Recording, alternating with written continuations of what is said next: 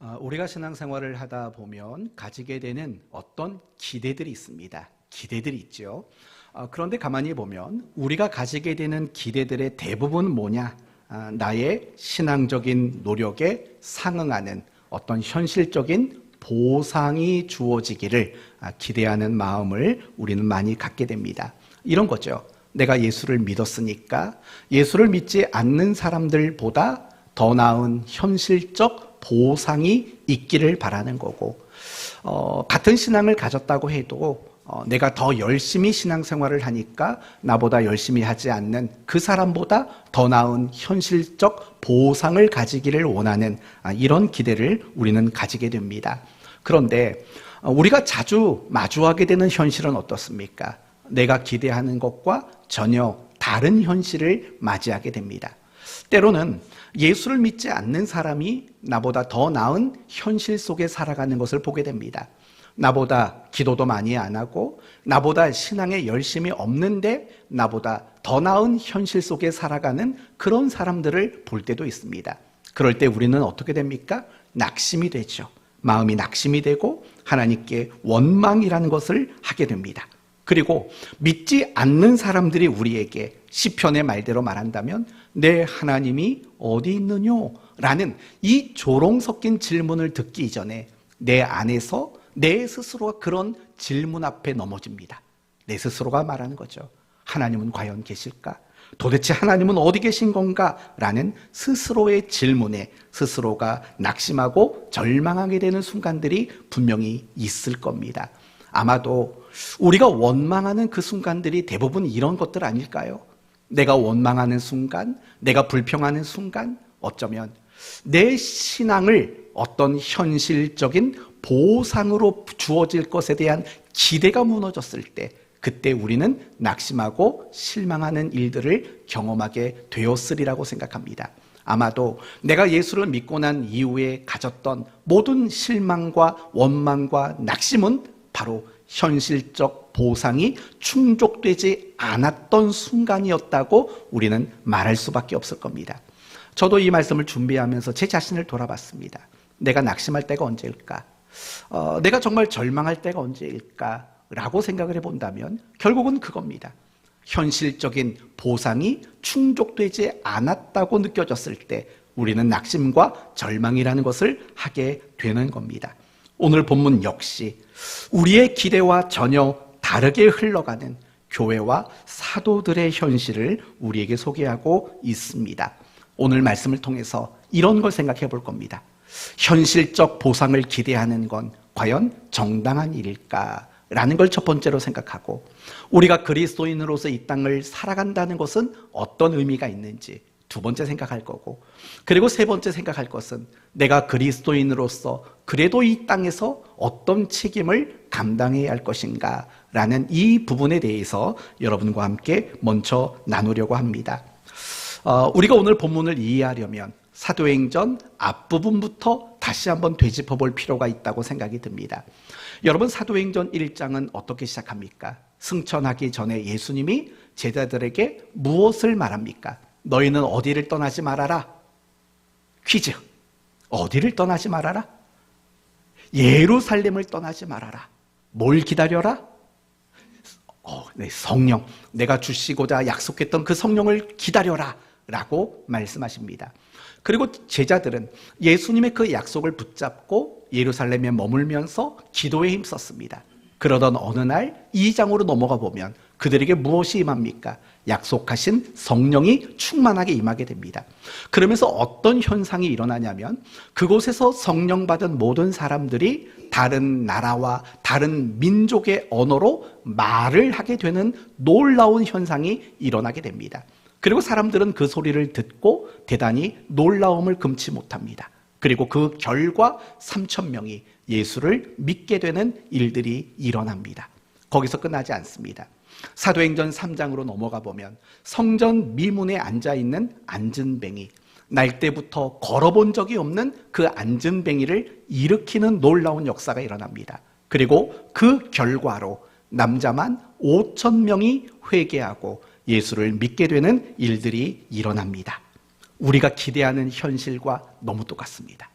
우리가 신앙을 가졌다면, 내가 믿음의 열심을 가지고 있다면 이런 일들이 일어나야지라고 우리는 기대할 법한 일들이 일어난 겁니다. 그리고 사도행전을 읽는 사람들로 하여금 더 큰 기대를 갖도록 만듭니다. 그러나 여기까지입니다. 여기까지예요. 더 이상 우리가 기대하는 그런 현실들은 일어나지 않습니다. 도리어 정반대, 우리가 신앙과 믿음을 가진 자로서 전혀 생각하지 않고 전혀 기대하지 않았던 현실들이 이제는 일어나기 시작합니다. 그 첫 번째 일이 뭡니까? 4장 3절을 보시면 그들을 잡음에 날이 이미 저물었으므로 라고 말합니다. 베드로와 요한이 어떻게 됐다는 겁니까? 감옥에 갇히는 일들이 일어나게 됐다라는 겁니다. 그리고 6절과 7절을 보면 대제사장 안나스와 가야바와 요한과 알렉산더와 및 대제사장의 문중이 다 참여하여 사도들을 가운데 세우고 묻되 너희가 무슨 권세와 누구의 이름으로 이 일을 행하였느냐라는 재판을 받게 됩니다. 그리고 18절로 넘어가 보면 그들을 불러 경고하여 도무지 예수의 이름으로 말하지도 말고 가르치지도 말라라는 위협을 당하고 쫓겨나게 됩니다. 여기서 끝났을까요? 아닙니다. 사도행전 5장으로 넘어가 보면 사도들이 또 다시 붙잡혀 감옥에 갇히게 되는 일들이 일어납니다. 그리고 사도행전 7장으로 넘어가 보면 이제는 대대적인 박해가 예루살렘을 중심으로 시작이 됩니다. 그리고 그 첫 번째 순교의 열매로 누가 등장하는 줄 아십니까? 스데반 집사님이 순교하는 첫 열매로 등장하게 됩니다. 그리고 8장으로 넘어가 보면 이 박해가 갈수록 심각해지니까 사람들이 예루살렘을 어떻게 하게 됩니까? 떠나게 됩니다. 그리고 그들이 예루살렘에서 떠나 흩어져 처음 도착한 곳이 어디냐? 바로 사마리아 성입니다. 그리고 그 사마리아 성을 더 넘어서 이방의 여러 나라로 흩어져 가는 그런 그리스도인들의 모습들이 소개가 되고 있는 겁니다. 여러분, 우리가 기대했던 현실은 이런 거 아니지 않습니까? 우리가 사도행전을 읽으면서 약속하신 바 성령을 기다려라. 그리고 그 성령을 받고 일어났던 놀라운 역사들을 목격하면서 우리가 기대한 건 그런 거 아니지 않습니까? 감옥에 갇히는 거, 그리고 박해를 당하는 거, 그리고 그 자기애가 일구어 놓았던 모든 내 삶의 터전을 버리고 흩어져 도망치는 거. 과연 누가 이런 현실을 기대했겠습니까?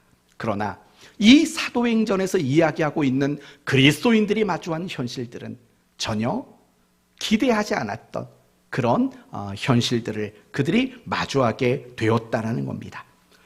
여기서 우리가 알 수 있는 첫 번째 내용은 이겁니다. 믿음, 그리고 그 신앙에 대해서 현실적인 보상은 없다라는 점을 우리는 먼저 생각해 볼 필요가 있습니다. 갑자기 여러분에게 물어보고 싶은데 대답은 하지 마시고 이런 말 들으면 어떻습니까? 내가 믿음을 가졌고 내가 신앙에 열심히 있다. 그러나 하나님은 그걸로 인해서 현실적으로 보상해 주지 않으신다.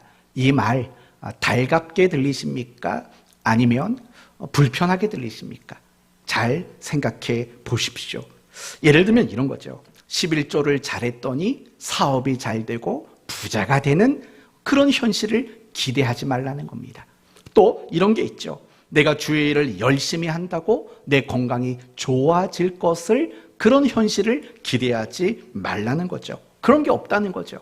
하나님 말씀에 순종했다고 해서 내 소원이 이루어진다라는 건 없다라는 거예요. 더 나가서 내가 하나님을 위해서 헌신한다고 해서 사람들이 다 나를 알아주는 현실도 내게는 주어지지 않는다라는 거예요. 그게 바로 내가 믿음을 가졌고 신앙의 열심을 가졌지만 현실적 보상이 없다라는 말의 내용들이라는 거예요. 과연 이 말을 여러분은 어떻게 이해할지 사실은 너무나 궁금해요. 여러분이 이 말을 들을 때 마음이 불편해지지 않을까라는 염려와 걱정도 분명히 있어요. 하지만 성경은 우리에게 그렇게 말하거든요. 내가 믿음을 가진 것과 신앙의 열심의 분량만큼 현실적인 보상을 주겠다라고 성경은 우리에게 말해주지 않는 거예요. 그러나 그럼에도 불구하고 정말 대다수의 성도들은 무슨 생각을 가지고 있느냐? 내가 믿음을 가졌고 내가 신앙의 열심을 더 많이 가지게 되면 하나님은 현실적인 보상을 해 주실 것이다 라는 이런 기대를 가진다고요. 엄밀히 말한다면 그건 착각이고 그건 굉장히 잘못된 오해라는 점을 여러분이 아셔야 한다라는 겁니다. 그러다 보니까 우리가 신앙생활하는 가운데 끊임없이 생겨나는 게 뭐냐면 낙심이에요. 절망이에요. 그리고 하나님께 대한 원망과 불평이 생겨나게 되는 거예요. 아까 제가 설교를 처음 시작할 때 그랬지 않습니까? 내가 낙심하고 절망하고 내가 하나님께 불평이 생기는 이유가 뭐라고 그랬습니까? 대부분이 다 그거예요. 내가 기대한 현실이 아닐 때 우리는 낙심하고 원망하고 불평하고 절망한다고 말씀을 드린 거예요. 성도들이 낙심하고 성도들이 절망하는 이유는 바로 이 문제가 해결되지 않은 거예요. 난 믿음 가졌는데, 그리고 나는 누구보다도 열심히 신앙생활을 했는데 왜 하나님은 내게 현실적으로 보상해 주지 않으시는가? 이 문제가 해결되지 않으니까 끊임없이 낙심과 절망의 연속 속에 우리는 신앙생활을 할 수밖에 없다라는 거예요. 과연 이렇게 성도들을 만든 책임은 누구에 있을까라고 묻는다면 이렇게밖에 대답할 수 없어요. 목회자들이 그렇게 만들었어요. 성도들로 하여금 현실적인 보상을 기대하도록 만든 그 책임은 다 목회자에게 있어요. 왜냐하면 많은 목회자들이, 어쩌면 저도 포함되어 있을지도 모릅니다. 많은 목회자들이 성도들에게 현실적인 보상을 약속해 줬기 때문에 그렇습니다. 그래서 우리가 예전부터 늘 즐겨 들어왔던 설교들의 내용은 뭡니까? 열심히 순종하면 하나님이 복 주실 거다. 열심히 헌금 생활하면 사업 잘 되게 해주실 거다. 사실은 우리는 신앙생활하면서 은연중에 이런 식의 가르침을 받으며 우리는 지금까지 신앙생활해 왔다고요. 그러다가 가끔씩 뭔가 어려워지면 우리는 무슨 생각하냐면 내가 헌금 빼먹은 거 있나? 이런 걸 생각하지요. 그렇지 않습니까? 그런 생각을 가지게 되는 참 이유는 뭘까? 결국은 그런 거예요. 내가 믿음을 가지고 신앙의 열심을 가진 거에 대한 현실적인 보상을 우리는 기대하고 있기 때문이라는 거예요. 우리는 이 부분을 배워야 되는 거예요. 여러분, 잠시 후에 여러분에게 다시 말씀을 드리겠지만 베드로와 요한을 보십시오. 그들은 감옥에 갇혔습니다. 위협을 당했습니다. 뭘 잘못했습니까? 도리어 그들은 예수 그리스도를 증거했습니다. 많은 사람들을 하나님께로 인도하는 일을 했습니다. 그러나 감옥에 갇혔죠. 여러분, 이러한 일들을 보아도 사실은 우리가 믿음과 신앙의 열심을 가진 거에 대한 현실적 보상을 기대한다는 게 굉장히 비상식적이라는 것을 우리는 알 수 있는 거 아닙니까? 이 부분을 여러분에게 성경에 나오는 인물과 성경의 구절들을 근거로 여러분에게 설명해 드리겠습니다. 먼저 성경의 인물들을 생각해 봅시다. 인류에서 첫 번째 순교자는 누구일까요? 첫 선지자, 순교자. 누굴까요? 아벨. 그렇죠? 아벨이죠. 아벨을 성경은 의로운 자라고 말했고 그를 첫 번째 순교자로 성경은 이야기합니다. 그렇다면 그에게 주어진 현실은 악인과 달랐을까요? 아니죠. 악인과 똑같은 현실 속에 살았죠. 심지어는 악인에게 살인을 당하는 인생을 살았다고요. 또 다윗을 생각해봐요. 다윗하면 떠오르는 성경의 평가가 뭡니까? 하나님 마음에 합한 자다. 이런 평가를 들었다고요. 자기가 복수하지 않고 하나님의 주권의 모든 걸 내어 맡긴 그런 사람이라고요. 그렇다고 해서 다윗이 남들과 다른 현실을 누리며 살았을까요?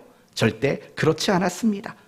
비참함도 겪었고 자녀를 잃어버리는 아픔도 겪었고 자녀들 때문에 엄청난 고통을 겪었고 나중에는 늙그맣게는 아무리 이불을 덮어도 몸에 따뜻함을 느끼지 못할 정도로 몸이 쇠약해지고 병들었던 것들을 경험했다고요. 절대로 남다른 현실을 살지 못했다라는 걸 압니다. 욥을 생각해 보십시오. 욥기서 1장 1절 이하에 가장 먼저 나오는 욥에 대한 평가는 이겁니다. 온전하고 정직하여 하나님을 경외하며 악에서 떠난 자라. 여러분, 이런 말을 들은 사람이 성경에 몇 명이나 있겠습니까? 그렇죠? 그렇다면 이 욥은 남다른 현실 속에 살았을까요? 아닙니다. 도리어 남들보다 더 끔찍한 현실을 살았습니다. 모든 걸 잃었잖아요. 자녀를 잃었고 재산을 잃었고 가정을 잃었고 건강을 잃었고 모든 존경과 명예와 모든 걸 다 잃었다고요. 고작 남은 것은 그 생명 한 줄기밖에는 남지 않았다고요. 남들과 다른 현실을 살지 못했다는 거예요. 오늘 본문의 베드로와 요한도 마찬가지죠. 예수를 증거했어요. 그분의 말씀대로 순종했어요. 그러나 감옥에 갇혔다고요. 남들보다 더 나은 현실을 살지 못했다는 거예요. 예수님은 어떻습니까? 예수님은 믿음의 주요이십니다. 그리고 그분은 이 땅에서 살아가실 때 오로지 하나님의 뜻, 그 뜻에만 집중하고 주목하며 예수님은 사셨다고요. 그런데 그분이 겪었던 현실은 남들보다 다른 현실이었을까요? 아닙니다. 미움을 받고 버림을 당하고 결국은 십자가에 못 박아 죽임을 당했다고요. 그런데도 불구하고 우리는 내가 믿음을 가진 것과 내가 신앙에 열심히 유별나다라는 것을 근거로 안 믿는 사람, 또는 나보다 더 열심을 내지 않는 그 사람보다 현실적인 보상이 더 클 것이다 라는 기대를 우리는 가지고 있는 거죠. 마태복음 20장의 포도원 비유가 딱 그 얘기 아닙니까? 오전 6시부터 일한 사람, 9시부터 일한 사람, 12시부터 일한 사람, 오후 3시부터 일한 사람, 오후 5시에 나와서 1시간 일한 사람. 여러분, 12시간 일한 사람의 기대가 뭐였습니까? 1시간 일한 사람보다 더 많은 것을 보상으로 받는 것을 기대했죠. 그러나 결국은 똑같은 보상을 받았다라는 거예요. 그러니까 이런 식의 성경에 나오는 인물들을 본다면 사실은 우리는 내가 믿음이 더 좋고 내가 신앙에 열심히 남다르다고 해서 내가 더 나은 현실적인 보상을 받을 것이다 라는 이런 기대를 가지는 것은 굉장히 잘못된 생각이라고 우리는 쉽게 알 수 있습니다. 성경의 구절로도 설명할 수 있습니다. 전도서 7장 14절 아시면 따라해 보십시오. 형통할 때는 기뻐하고 곤고할 때는 기도하라 라고 말을 한다고요. 여러분, 이 구절 속에 분명히 알 수 있는 것은 뭐냐면 우리에게 형통만 있는 게 아니라 어떤 순간도 있다는 겁니까? 곤고라는 순간도, 그 현실도 우리에게 있다라는 거예요. 여러분, 세상 사람과 똑같은 거 아닙니까? 시편 50편에 이런 말이 나와요. 환난 날에 나를 부르라. 내가 너를 건지리니. 이거 굉장히 어려웠던 건데, 네가 나를 영화롭게 하리라. 여러분, 환난 날에 나를 부르래요. 이 말은 무슨 말이에요? 아무리 하나님 백성이어도, 아무리 믿음이 좋아도 뭐가 있다는 겁니까? 환난의 날이 분명히 있다라고 말하는 거예요. 어떤 믿음과 신앙에 따른 현실적 보상을 말하고 있지 않는 거예요. 여러분이 잘 아시는 시편 23편도 같은 말을 하죠. 내가 사망의 음침한 골짜기를 다닐지라도 해를 두려워하지 아니할 것이니요. 여러분, 푸른 초장 쉴 만한 물가만 우리에게 있는 게 아니에요. 내가 사망의 음침한 골짜기도 있는 거예요. 원수의 목전에서 내게 상을 베푸리니, 원수의 목전도 내 앞에 있는 거라고요. 이게 다 무엇을 우리에게 말합니까?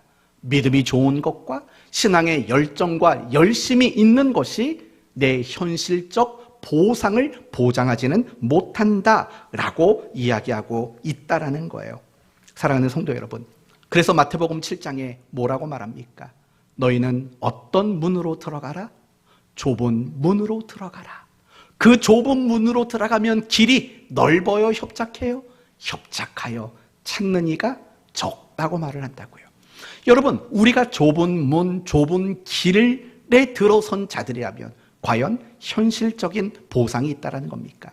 어떤 부자가 예수님을 따라왔을 때 예수님이 뭐라고 말하냐면, 인자는 무엇 둘 곳도 없다, 머리 둘 곳도 없다 라고 이야기한다고요. 어떤 현실적인 보상을 줄 것이 없는 분이라고 그분은 그렇게 이야기했다라는 겁니다. 따라서 우리가 이런 구절을 보아도 믿음과 신앙에 관한 현실적인 보상이 주어지지 않는다는 거, 사실은 너무나도 명확한 일 아닙니까? 아직도 이해가 안 될 것이라고 예상을 하고 더 말씀을 드리면, 이번에는 성경의 원리로 여러분에게 설명해 보겠습니다. 성경의 가장 중요한 원리는 뿌린 대로 거둔다. 굉장히 잘 아시죠? 뿌린 대로 거두는 거예요. 콩을 뿌리면 콩이 나고 팥을 뿌리면 팥이 나는 거예요. 이게 성경의 원리라는 거 인정하시죠? 그러면 여러분에게 이렇게 묻겠습니다. 믿음과 신앙은 영적인 걸까요? 육적인 걸까요? 믿음과 신앙이라는 거, 그건 영적인 걸까요? 아니면 육적인 걸까요? 영적인 거예요. 영적인 거. 그러면 현실적 보상이라는 건 영적인 걸까요? 육적인 걸까요? 그건 육적인 거예요. 그럼 말이 어떻게 되냐? 내가 영적인 것을 심었는데 육적인 것을 거두겠다라는 말과 똑같은 거예요. 현실적인 보상을 기대하신다면. 이거는 전혀 성경의 원리에 맞는 이야기가 아니라는 걸 여러분 아실 겁니다.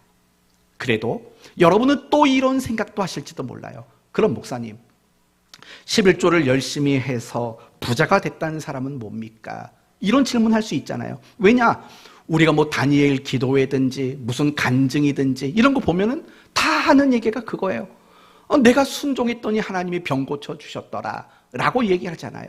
내가 하나님께 11조를 잘 바쳤더니 하나님이 사업을 이따만큼 크게 했다더라 라고 이야기를 하잖아요.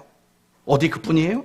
내가 정말 열심히 헌신했더니 하나님이 내 꿈을 내가 가지고 있었던 꿈보다 더 크게 이루어 주셨다더라. 우리는 이런 식의 간증들을 많이 듣는다고요. 그러니까 묻고 싶겠죠. 그럼 그 사람들의 경우는 뭡니까? 라고 되묻고 싶은 마음이 혹시 있을까? 그런 생각이 든 거예요.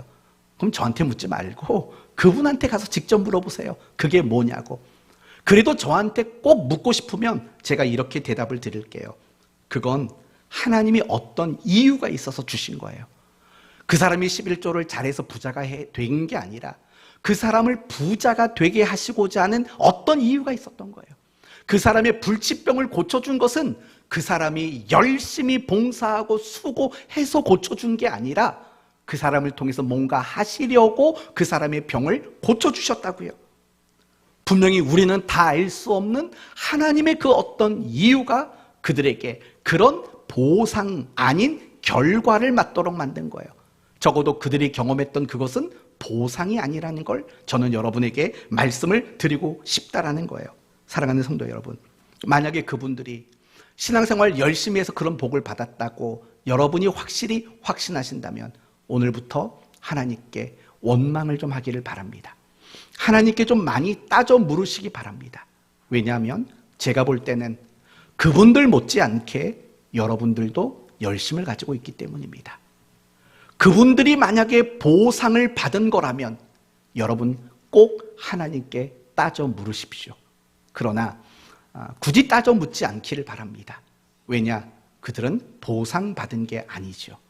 그 어떤 우리가 알 수 없는 그 이유 때문에 하나님이 그런 것들을 은혜로 주신 것뿐이지, 그들의 믿음이 좋고 신앙에 열심히 있어서 그들에게 현실적으로 그들을 보상해 주었다, 이게 아니라는 사실을 우리는 알아야 합니다. 성도 여러분, 지금부터 잘 들으셔야 합니다. 이제 본론입니다. 우리가 정말 성숙한 그리스도인이 되기를 원하신다면 어떤 순간에도 흔들리지 않고 무너지지 않고 견고한 그리스도인이 되기를 원한다면 현실적 보상에 대한 기대 또는 착각 또는 오해를 여러분이 빨리 내려놓으셔야만 한다는 것입니다. 오늘 본문 11절 말씀을 보십시오. 오늘 본문 11절을 보시면 이 예수는 너희 건축자들의 버린 돌로서, 버린 돌이라고 말합니다. 버린 돌. 여러분, 그리스도인의 삶이 무엇이냐고 묻는다면 저는 오늘 본문에서 이 단어를 쓸 겁니다. 마치 사람들이 실어서 버린 돌과 같은 인생, 그게 우리 그리스도인의 인생이라는 겁니다. 여러분이 아무리 믿음이 좋아도 아무리 열정적으로 신앙생활을 잘 해내도 우리는 이 땅에서 버린 돌일 수밖에 없습니다. 어떤 현실에 대한 어떤 남다른 보상이 우리에게 주어지지 않는다라는 사실을 우리는 알아야 하는 겁니다. 그렇다면 우리는 이런 궁금증이 들죠. 그러면 우리가 믿음을 가진 것과 신앙의 열심을 나타내는 것에 대한 진짜 보상은 뭡니까? 이렇게 대답을 하겠습니다. 비록 내가 이 세상에서는 버린 돌처럼 느껴지며 살아갈지라도 그 삶을 중단하지 않고 그 삶을 포기하지 않고 주저앉지 않고 원망하고 불평하지 않고 버린 돌이셨던 예수님처럼 살아가는 거, 그런 삶 자체가 사실은 진짜 보상인 거예요. 우리가 살다 보면 버린 돌이라고 느껴지는 순간이 있잖아요. 세상에서만 느끼는 게 아니에요. 세상에서 때로는 가난 때문에 내가 버린 돌처럼 느껴질 때가 있어요. 때로는 내가 질병 때문에 몸이 아파서 하나님께 버린 돌처럼 느껴질 때가 있다고요. 내가 너무 외로워서 버린 돌처럼 느껴지는 그런 삶의 순간들이 분명 있어요. 교회 안에서도 마찬가지예요. 사역을 해도 그 사역 속에 열매가 없을 때 우리는 버린 돌처럼 느껴질 때가 있어요. 그런 순간들이 얼마나 많은지 몰라요. 목자로서 내 목원들을 위해서 열심히 기도하는데 나아지지 않고 정말 좋아지지 않는 모습을 보면 우리는 버린 돌처럼 내 자신이 느껴지는 순간이 있다고요. 그런데 중요한 건 뭔지 아십니까? 그런 버린 돌처럼 느껴지는 그 순간에도 내가 믿음을 잃지 않는 거예요. 내가 그 역할과 그 맡겨진 사명을 내려놓지 않는 것, 그것을 잘 감당하는 것, 그것이 가장 진정한 의미의 보상이라는 거, 여러분 그거 아십니까? 마태복음 20장을 가지고 정말 여러분에게 수없이 말씀을 드렸습니다. 1시간 일한 사람이나 12시간 일한 사람이나 똑같이 1데나리온을 받았어요. 그 말인즉 이런 거죠. 이런 질문을 갖게 하는 거죠. 그러면 11시간이나 더 많이 일한 그 12시간 일한 사람의 보상은 뭡니까? 라는 거죠. 답이 뭘까요? 답은 이거예요. 시간을 낭비하지 않았다라는 거. 하루 종일 성실하게 살았다는 거. 그게 보상인 거죠. 마태복음 25장의 달란트 비유에서도 마찬가지인 거예요. 5달란트, 2달란트, 1달란트. 여러분, 2달란트 남긴 사람이나 5달란트 남긴 사람이나 진짜 보상은 뭘까요? 착하고 충성되게 그 시간을 보냈다라는 거. 비록 주인이 없지만 그 맡겨진 자리에서 착하고 충성됨을 지킬 수 있었던 거, 그게 보상인 거예요. 어떤 결과, 눈에 보이는 현실의 달라짐, 이런 것이 없을지라도 내가 그 자리에서 묵묵히 성실하고 충성됨을 가지고 있는 그 모습 자체가 우리에게는 가장 큰 보상이라는 걸 우리는 잊지 말아야 합니다. 저는 지금까지 여러분에게 믿음과 신앙으로 인한 현실적인 보상이 없다. 다르게 말한다면 우리는 세상에서 버린 돌처럼 느껴지는 순간을 살아갈 때가 많다. 여기까지 말씀을 전했습니다. 그렇다면 이제는 두 번째로 우리는 세상에서 버린 돌이라고 느껴지는 순간들 속에 살아가야 합니다. 그 속에 우리는 어떻게 살아야 되는가? 그 속에서 내가 어떤 존재로서 내가 어떤 책임을 다해야 하는가라는 이 부분을 이제 생각해 보려고 합니다. 7절을 보시면 종교 지도자들이 베드로와 요한에게 묻는 질문이 나옵니다. 7절 사도들을 가운데 세우고 묻되 너희가 무슨 권세와 누구의 이름으로 이 일을 행하느냐. 다시 말하면 누구를 힘입어서 이런 일을 했냐, 안진뱅이를 일으켰냐, 그걸 묻는 겁니다. 왜냐하면 이 안진뱅이를 고치는 일은 사람이 할 수 있는 일이 아니지 않습니까? 그러니까 묻는 겁니다. 도대체 누구를 근거로 누구를 힘입어서 안진뱅이를 고쳤냐라고 묻는 겁니다. 그러자 9절과 10절 말씀에 이런 말이 나옵니다. 만일 병자에게 행한 착한 일에 대하여 이 사람이 어떻게 구원을 받았냐고. 여기서 말하는 구원은 병 고침을 말하는 겁니다. 구원을 받았냐고 오늘 우리에게 질문한다면, 그러면서 10절에 너희와 모든 이스라엘 백성들은 알라. 너희가 십자가에 못 박고 하나님이 죽은 자 가운데서 살리신 나사렛 예수 그리스도의 이름으로 이 사람이 건강하게 되어 너희 앞에 섰느니라 라고 대답을 하는 겁니다.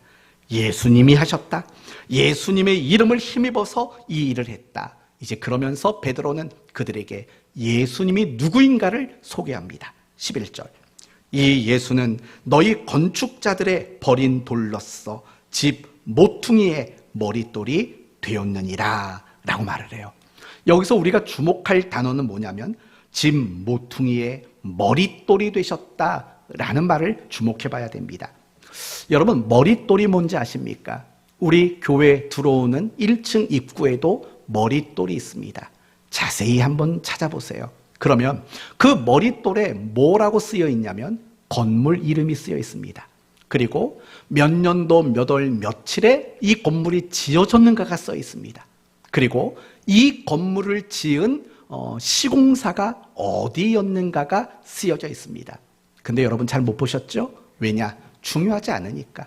몰라도 상관은 없는 겁니다. 그러나 2000년 전의 머릿돌은 사실은 많이 달라요. 오늘날의 머릿돌은 건물이나 마당 한편에 또는 현관문 앞에 무슨 편말처럼 적어놓는 그 정도밖에 아니지 않습니까? 그런데 2000년 전의 머릿돌은 정 달라요. 집을 짓기 이전에 가장 먼저 놓는 돌, 그 돌이 바로 머릿돌인 거예요. 이 말은 무슨 말이냐면 그 돌을 놓지 않으면 집을 지을 수가 없는 거예요. 그 돌을 놓아야지만 집을 지을 수가 있는 거예요. 그리고 그 돌을 어디에다가 어떤 방향으로 놓느냐에 따라서 이게 남향일 수도 있고 이게 동향집일 수도 있는 거예요. 그럭처럼 머릿돌은 굉장히 중요해요. 그런 의미로 머릿돌을 뭐라고 또 다르게 말한다면 주춧돌이라고 말하는 거죠. 그 집을 지을 때 시작이고 그 집의 모든 걸 결정짓는 가장 중요한 돌, 그게 바로 머릿돌이라는 거예요. 그런데 지금 이 예수님이 머릿돌이래요. 그 말은 무슨 말이냐? 이런 말이죠. 예수님이 이제 새로운 집을 짓기 시작하신 분이란 뜻이에요. 그렇다면 예수님이 짓기 시작한 그 집은 뭘까? 구원받은 사람들의 모임인 교회일 거고 그게 하나님 나라일 거라는 거예요. 하나님의 나라. 바로 그 하나님의 나라를 세우고 사람을 구원하는 바로 그런 머릿돌이 예수님이시다. 이렇게 말하는 거예요. 그래서 12절에 이런 말이 나오는 거죠. 다른 이로서는 구원을 받을 수 없나니 천하 사람 중에 구원을 받을 만한 다른 이름을 우리에게 주신 일이 없습니다. 그래서 이 말이 등장하는 거예요. 예수님은 새로운 집을 짓기 위해 이 땅에 오신 머릿돌이라고 말하는 거예요. 머릿돌. 사랑하는 성도 여러분, 우리가 그리스도인으로서 세상에서는 버린 돌 같은 환경에서 살 수밖에 없어요. 내가 버린 돌처럼 느껴지는 삶을 살 수밖에 없어요. 그러나 이런 삶의 상황 속에서 우리에게 맡겨진 책임이 뭔지 아십니까? 머릿돌이 되라는 거예요. 머릿돌. 오늘 본문의 베드로와 요한을 보십시오. 그들은 감옥에 갇혔고 그러나 그럼에도 불구하고 지금 끊임없이 사람들에게 예수 그리스도를 말하면서 그들의 모습이 머릿돌이 되고 있는 거 아닙니까? 흩어진 많은 그리스도인들을 보십시오. 박해를 받았습니다. 그들은 버린 돌처럼 느껴지는 순간을 겪으며 살았습니다. 그러나 중요한 것은 그들이 흩어져서 버려진 돌처럼 살아가는 그 자리에서 예수를 전함으로 그들은 머릿돌이 되어가고 있지 않습니까? 그게 바로 사도행전의 이야기라는 사실을 잊지 말아야 합니다. 우리는 버린 돌과 같은 인생입니다. 적어도 세상에서는. 물론 오해하지 마세요.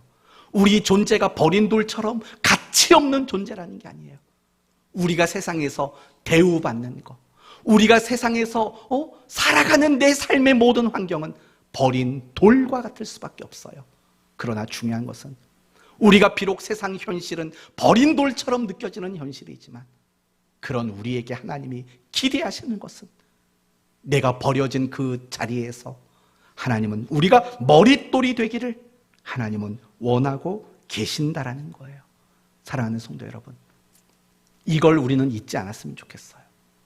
우리의 관심은 내가 어떻게 하면 현실의 보상을 받을까가 아니라 나는 이 세상에서 정말 버린 돌처럼 살아갈 수밖에 없는 그런 신분을 가진 사람이라는 거.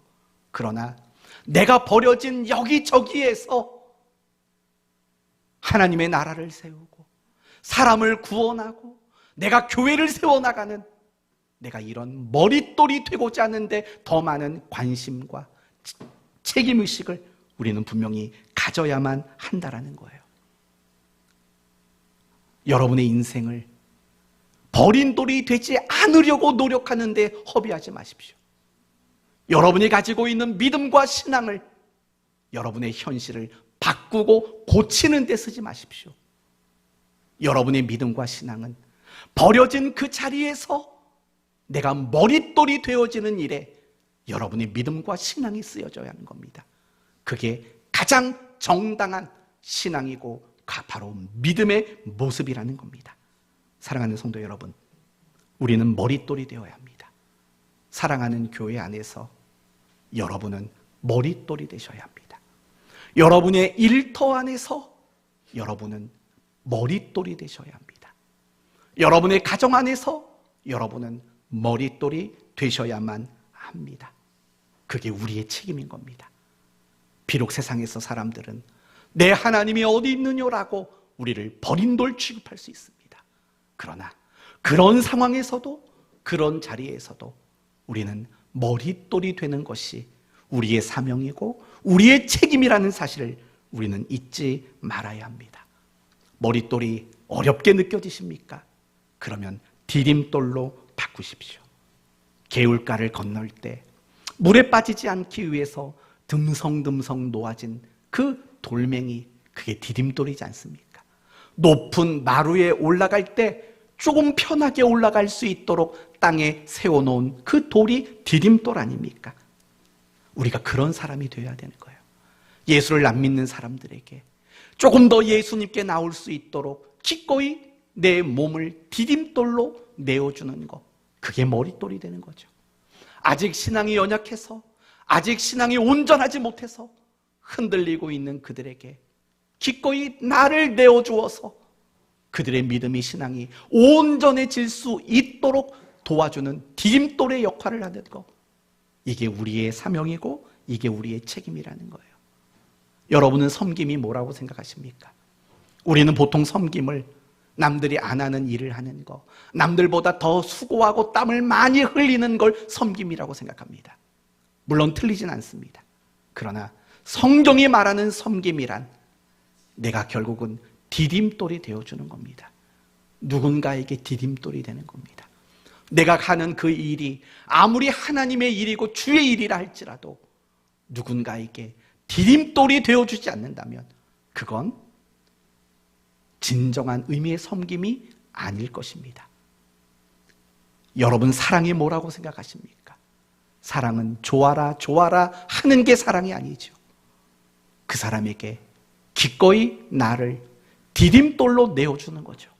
나를 밟고서라도, 나를 딛고서라도 더 높은 믿음의 자리로 나갈 수 있도록 나를 기꺼이 내어주어 디딤돌이 되는 것, 그게 성경이 말하는 진정한 사랑 아니겠습니까? 신앙생활을 잘한다는 것은 뭘까요? 결국에는 내가 얼마나 많은 사람들에게 디딤돌이 되어주느냐가 내가 정말 신앙생활을 잘하느냐를 점검하는 진짜 기준 아니겠습니까? 어떤 행위를 잘하는 게 아니라 내가 얼마나 머릿돌이 되고 내가 얼마나 디딤돌이 되느냐, 그게 정말 내 신앙생활을 잘하는 유무를 결정짓는 가장 중요한 근거일 수밖에 없는 거죠.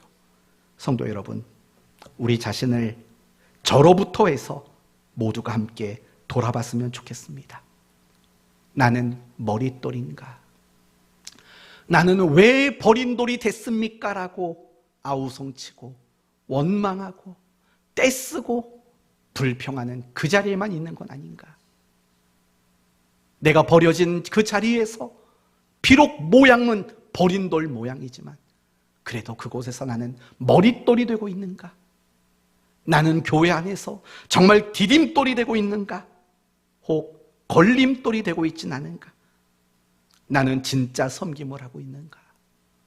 나는 진짜 사랑을 나누고 있는가? 우리 자신을 점검해 보셨으면 좋겠습니다. 우리는 이 세상에서 버린 돌입니다. 그러나 우리는 이 세상에서 유일하게 머릿돌이 될 수 있는 사람들입니다. 대통령도 머릿돌이 될 수 없습니다. 국회의원도 머릿돌이 될 수 없습니다. 이 세상에 유일하게 머릿돌이 될 수 있는 것은 교회와 그리스도인 말고는 없습니다. 우리 모두가 버린 돌이지만 그러나 머릿돌이라는 이 사실을 여러분이 잊지 않았으면 좋겠습니다. 그러면 우리가 어떻게 머릿돌이 될 것인가?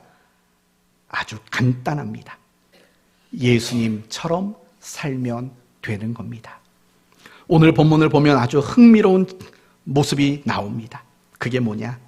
예수님이 받으셨던 질문과 그 신문의 자리가 똑같다는 겁니다.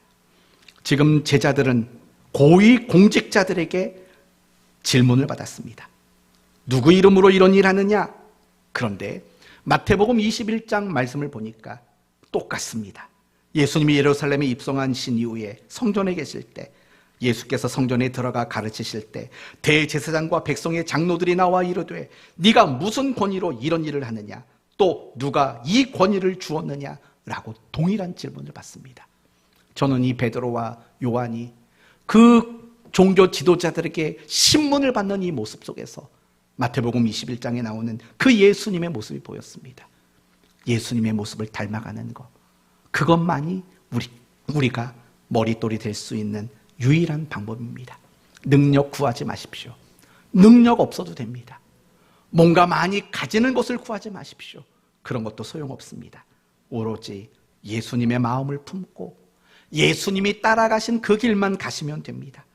그리고 날마다 여러분이 고민하시면 됩니다. 예수님은 어떻게 하셨을까? 예수님이 그 버려진 자리에서, 내가 버려진 그 자리에서 예수님은 어떻게 하셨을까? 그냥 버린 돌로 끝났을까? 아닐 거죠. 버려진 그 자리에서 예수님은 머릿돌이 되셨을 거죠. 우리도 항상 그 고민 속에 살아가야 돼요. 예수님이라면 과연 그 자리에서 어떻게 하셨을까? 그래서 끊임없이 우리는 예수님을 닮아가야 돼요. 저는 우리 성도들에게 이런 권면을 드리고 싶어요.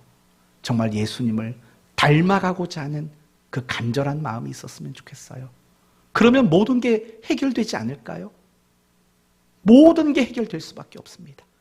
정말 예수님을 닮아가고자 하는 그 간절한 마음, 그것만 붙잡으십시오. 그러면 여러분은 얼마든지 머릿돌이 될 수 있을 겁니다. 그걸 위해서 예배드리는 겁니다. 예수님을 닮기 위해 예배드리고, 예수님을 닮기 위해 기도하고, 예수님을 닮기 위해서 우리는 성경을 보고 큐티하는 거예요. 그리고 예수님을 닮기 위해서 우리가 교회 안에서 이런저런 역할을 맡아서 그 일들을 우리가 한번 실천해 보는 거죠. 인내도 해보고, 사랑도 해보고, 용서도 해보고, 참아도 좀 보고, 겸손한 것도 노력해보고, 이런 것들이 신앙생활 아니겠습니까? 이런 모습들로 우리가 예수님을 닮아갈수록 우리는 머릿돌이 되어지게 될 겁니다. 이제 말씀을 마치겠습니다. 믿음과 신앙에 대한 현실적인 보상은 없습니다. 우리 그리스도인 모두는 이 땅에서 버린 돌이라고 느껴질 만한 그런 인생을 살 수밖에 없습니다. 그러나 원망하지 마십시오. 믿음과 신앙을 동원해서 지금 주어진 그 현실을 바꾸려고 하지 마십시오. 내게 주어진 그 현실을 내가 잘 감당하는 일에 여러분이 신앙과 믿음을 동원하셔야 합니다. 그리고 더 나아가서 여러분이 버려진 그 자리에서 분명히 머릿돌이 되십시오. 여러분이 버려진 그 자리에 분명히 여러분이 먼저 머릿돌이 되어주기를 기다리는 수없이 많은 인생의 돌들이 있을 겁니다. 여러분이 먼저 머릿돌이 되셔야 아름다운 집이 지어집니다. 내가 이 머릿돌이 되는 것을 싫어하지 마십시오. 누군가는 머릿돌이 되어야 집 짓는 게 시작되기 때문에 그렇습니다. 그러므로 여러분 모두가 항상 버린 돌과 머릿돌이라는 정체성을 가지고 날마다 하나님을 기쁘시게 하며 교회와 하나님의 나라를 세워가는 복된 성도 되시기를 예수님의 이름으로 축원드립니다. 아멘.